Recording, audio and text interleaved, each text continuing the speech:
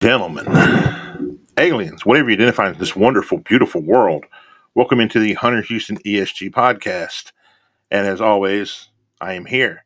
Uh, we got a interesting show for you today, a great show actually, and hopefully I've implemented some tools correctly where I can pull up some stories correctly today and not be like a clown and be a bit more exciting for you guys. So let's get started off with the most important thing, which well, to me it is. And I think there's a lot of stuff to lead into, and that is with the Wu-Tang Clan releasing a new game, which is the Rise of the Receiver. Let's see if I can do this correctly here, guys, and make sure this makes sense to everybody there. Let's go see here. Windows here. There. All right. And let's share this on the screen. Now, for those who don't see this, this is Wu-Tang Rise of the Deceiver, and it's presented by Ghostface Killer. Now, the Ghostface Killer, of course, is the man, the myth, the legend of the Wu Tang. And there's so many cool and awesome people in the Wu Tang clan in general. And I just wanted to just space this out now. It's a girl boss, obviously. So that's going to be a little bit different. Swords. But here's the thing. I remember the last game. Now, the RZA was originally involved in, not just the Wu Tang clan themselves, but the RZA was involved in Afro Samurai. And for those who don't know, Afro Samurai was an unbelievably great and awesome game. The thing is about this game right here is that, okay, it's obviously a hack and slash, but how different is it going to be versus not the exact same game that that Afro Samurai was? And to me, it's like, okay, let's see how that's going to work out in the long run. Because remember, Afro Samurai, because of what they originally did, was so horrible that they had to change things up. And what I mean by change things up, they literally had to change things up. So that was mad crazy that they had to do that. Sorry about that, guys. Um, but yeah, so that was crazy because Samuel Jackson hasn't touched video game marketing really since then. If you remember, he was basically hyping up Afro Samurai 2, which was going to be different episodes and all the different episodes. And they put out one episode, and it did so horribly that they shut the game down. And those who originally purchased the episodes, I think, lost their episodes. Now, note, if you have that episode of Afro Samurai 2, that one episode they released, which was allegedly pretty horrible, it's worth something to somebody out there. I don't know if the music was by the RZA, like the original Afro Samurai game and the Afro Samurai anime, because I think he did the music for both the first movie and the second movie. But yeah, so the Wu Tang stepping out doing this, and let's not forget about the original fighting game from the Wu Tang Clan, which was also super awesome and super cool. So there's that. But yeah, Wu Tang Clan got a lot of stuff going on, and look, their new album they're releasing, their new to just try and do a lot of stuff, and God rest ODB's soul and other members who I think there's another member who passed away. Someone can correct me if I'm wrong, but very thankful that they're releasing another game. I don't like that she kind of has like because it's showing off the hammer before it's showing off the sword.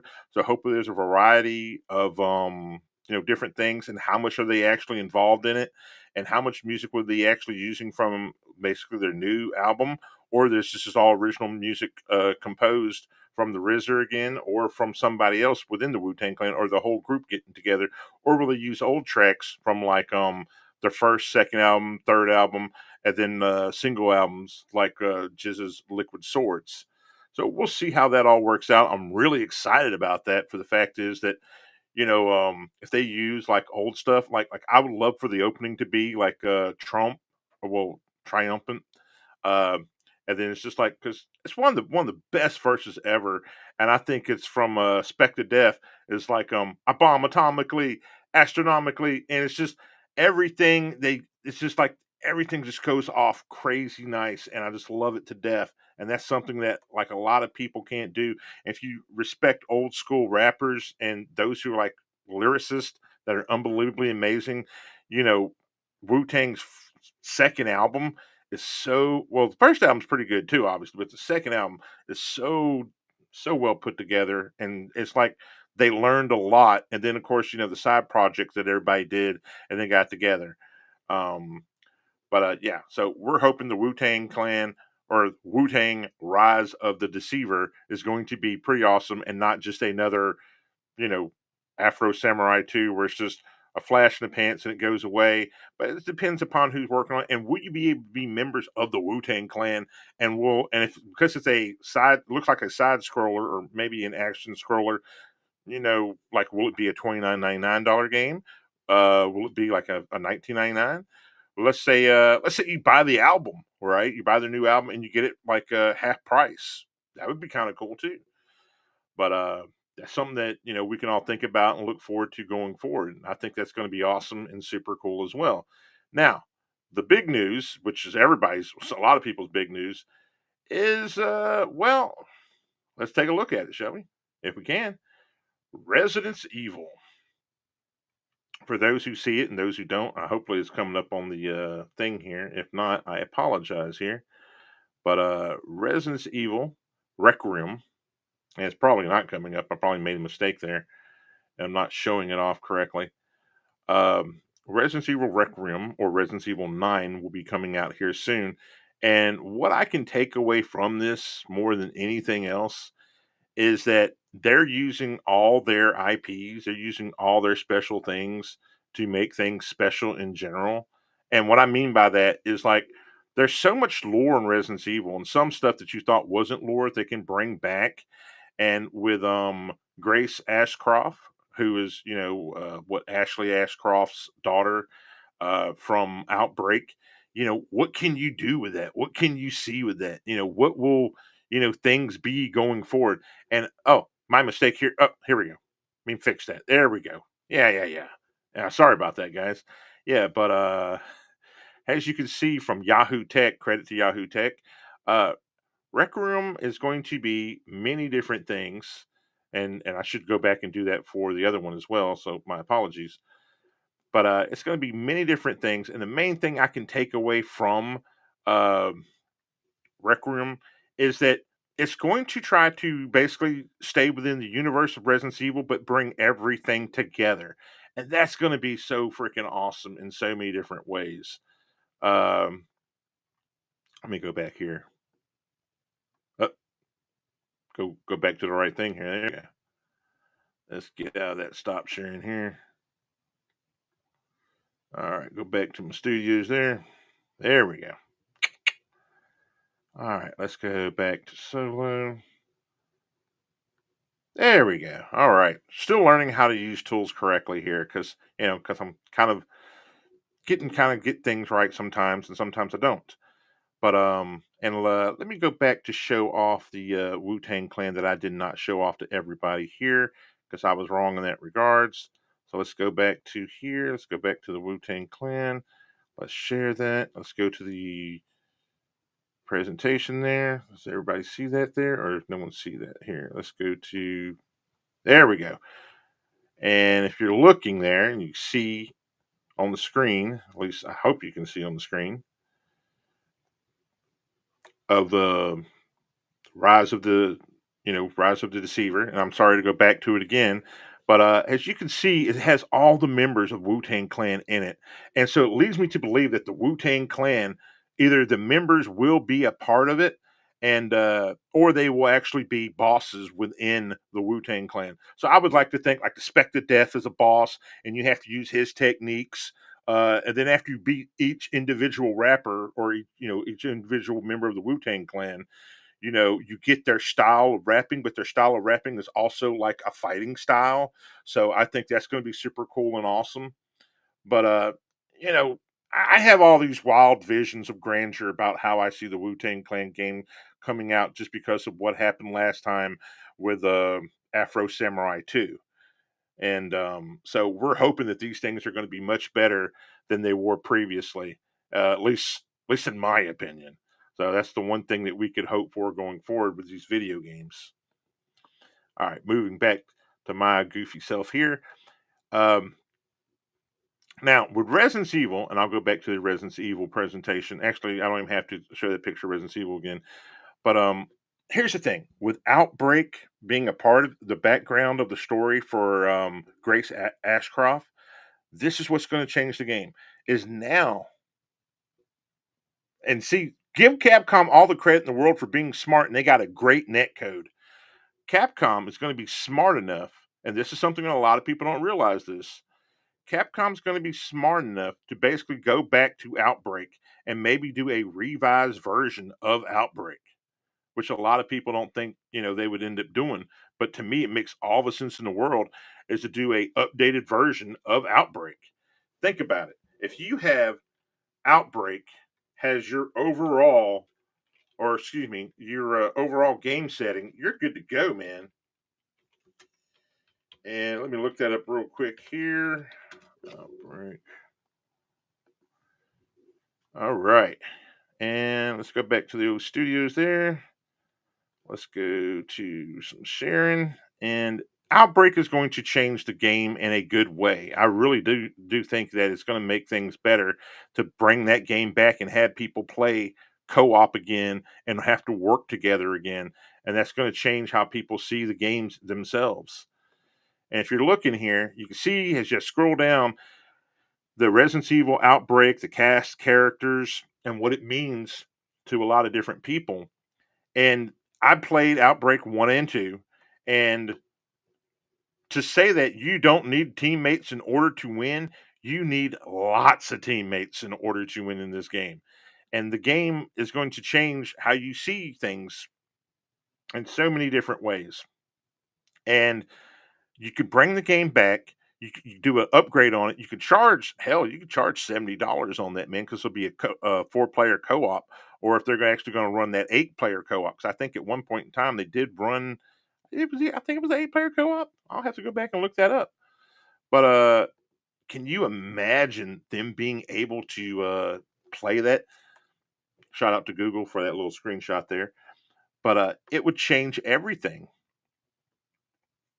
And you can do Outbreak 1 and 2. You can have the spinoff of other characters. So you don't really have to do anything new rather than the Resident Evil 9 Rec Room with Grace Ashcroft. And then the fact is that you're back in Raccoon City during the time when it's destroyed and it's all messed up and everything's just messed up beyond belief. That's going to change how you see things going forward and how everything works out. So I don't know. To me, I have wishful thinking because of if you do this with this game, we all know hopefully Code Veronica is coming remastered or redone. So that's my favorite out of all the Resident Evil games. And dude, if you add, I'm sure a lot of people wouldn't want it, but if you add co-op to Resident Evil Code Veronica, that would be even super awesome and super cool. And then the stories that you can go off that and even then you can do like a whole different story. You can do like a prequel with the well, spoiler alert, even though it's an older game, with the twins from Resident Evil Code Veronica and their upbringing and their lifestyles and all the evil things that they went through and basically what made them become, I don't know, evil or eccentric or whatever and have to do what they did. So that would be fun as a game wise. So Resident Evil 9 slash, new Outbreak, because that's what everybody should be thinking. You should not even be thinking about Resident Evil 9 because that's going to come out February of 2026. What you should be thinking about is what's coming in October. Is it going to be Resident Evil Outbreak 1 and 2 remastered? Or will it be Resident Evil Code Veronica? And then what's the price point going to be? Because at the price point, again, shout out to, and I don't have it pulled up, but if I did, uh, Claire Obscure Expedition 33, $49.99 price tag, which is sold like over 300, well, excuse me, 3 million copies, which is great achievement for a small team and what they did. So imagine, if you will, if they had that price at $49.99 and there's some celebration of Resident Evil or some celebrations of things that are going on, how much different that would be and how cool that would be. So, anyway, let me get my drink here. I will move on to our last and what I consider one of the better stories that's coming out here in the near future. And forgive me if I always have a problem saying their name correctly. Um, Let me go here to them. Da, da, da. Like a Dragon developers, Stranger Than Heavens, their LA noir story. The Gecto Renton shout out to Polygon for the story here. And what I can tell you about this game more than anything else is that if you played their two other Nori games, which I'm trying to look, I can't even think of it. I just went like blank in my mind. Lost Testament. Is it Lost Testament? Let me go over here and look here. What's that? No, Lost Judgment 1 and 2. So basically, with Lost Judgment 1 and 2, they're trying to go back in time and do something a little bit different. And, the fighting for Lost Judgment 1 and 2 were unbelievably awesome and cool. So that's one thing that you can honestly say is like, hey, that's a pretty cool thing, man. It's like Lost Judgment 1 and 2 were pretty cool and pretty awesome. Now they're going to do this one that's allegedly set in the 1920s slash 40s. I would think it wouldn't be set during the 1940s considering WW2. It was like, what is it, right after WW2 or before WW2? So I would think it'd be probably better served to be in the 1920s or 1930s and have that kind of take, unless it's going to be like, okay, like, was it 1949 or the 1950s? Because of all the unpleasantness, unless they just want to bring up that unpleasantness. And then, you know, whatever. Uh, so but I think, and I always say the name of the studio, Ryu Ga Gotu or whatever it is. But all I know is they have another game they're working on that is set with samurais and stuff like that. And I totally forgot about this game because it was shown at like a couple of game shows couple of years ago. So who knows if that one's coming back or not? I hope it does come back. I think that would be cool in the biggest and greatest way. I've loved all their games. I don't have their new pirate one because I'm waiting for it to go and be cheaper. Yes, I am a cheapskate in that regards. Just for the fact is, it's a little too hokey to take seriously. Like Yakuza 0, 1, 2, 3, 4, 5, and 6, and then of course the man who erased his name are all pretty good and they're not as hokey, and the story is unbelievably well done. And even the actual live action Yakuza movie is pretty damn good. Check it out. I think it's on Amazon.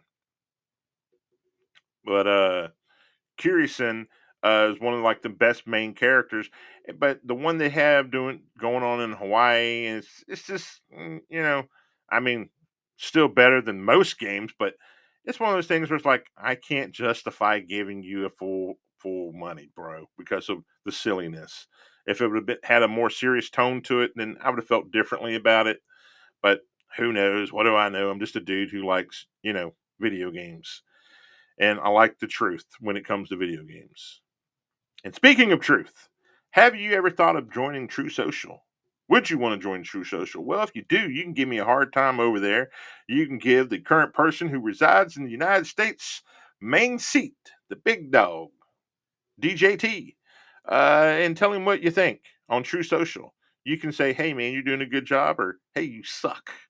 But definitely join True Social. You can follow me over there at Hunter Houston 13. And you can tell me there or here or anywhere, hey man, you're trying, you're doing a better job, or hey dude, you suck. You need to do a better job. And I am trying. But no, check out True Social. And now for this week's bands of the week.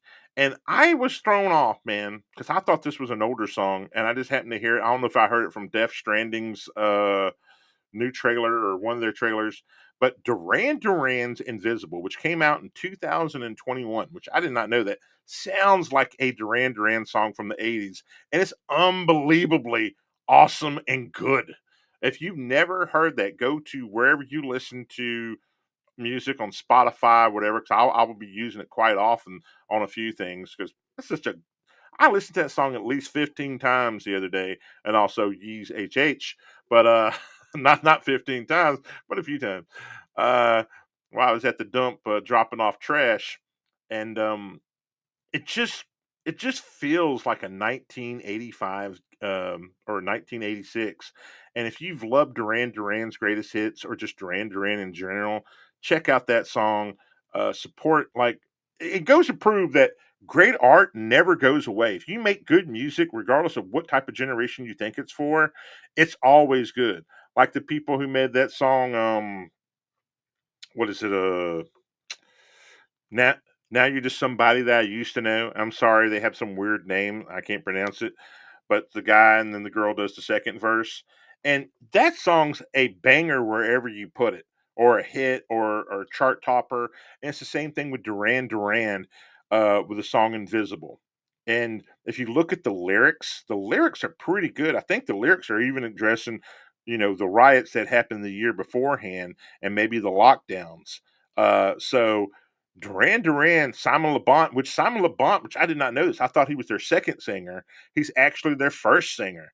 They've actually had two other singers. If you look at everybody who's been a member of Duran Duran, almost everybody's been let go at one point in time, except for like I think one character, and then like just the name has remained.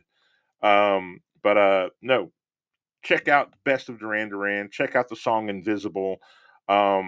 If as I said this again about Hideo Kojima, how he's basically like, I always, use like obscure or just, cool music. And again, cool music is universal.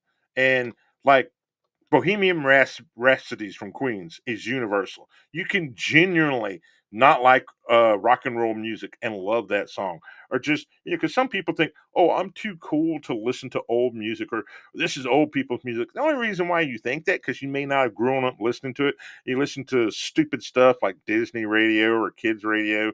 No, if you have children or if you're around people, listen to old good music, man, because that stuff feeds your soul good stuff, man. Like old R&B. I always say this all the time. Listen to Marvin Gaye. Listen to just tons of different people from, Motown. Listen to old school Michael Jackson. Listen to like just tons of different stuff. And regardless of what Michael Jackson allegedly, like the only person you can say is like maybe they're a really, really horrible person that did horrible things is R. Kelly.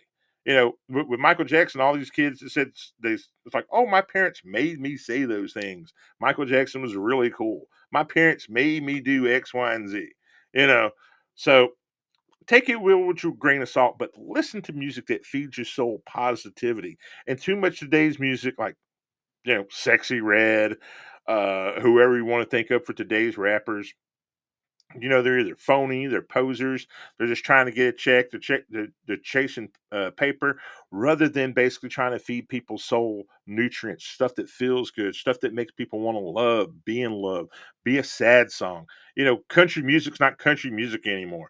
If I ever get off my butt and actually release some of the country music that I made, my country music is sad. It's not for everybody because it's about sad parts of my life when things were, like lame. Uh, you know, like I don't have a song about losing my hair, but I should make one. But still, just just think of positive things in life, man, and that's all I can say. Shout out to everybody who checks out the show. Peace be with you, as always. There's always troubling times and things that are going tough on in everybody's life, man. Remember, there's always someone with you, and if you're ever feeling, depressed or something bad, there's always a phone you can pick up, call some people, call a hotline, and there's always better things going on in life. So, with that said, ladies and gentlemen, aliens, whatever you identify in this wonderful, beautiful world, please stay out there, keep on moving, and thank you guys as always. I appreciate you, and I'll see you next time. Peace.